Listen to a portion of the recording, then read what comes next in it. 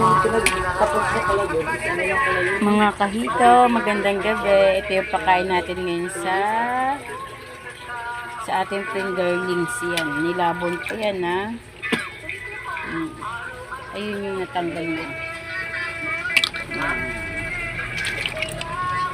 Tapos bukas, ilalagay muna yan sa rep kasi gabi na. Busog na naman eh. Nagkaroon na, pinakain na siya ng hasang. Ilalagay muna yan sa rep bukas na papakain.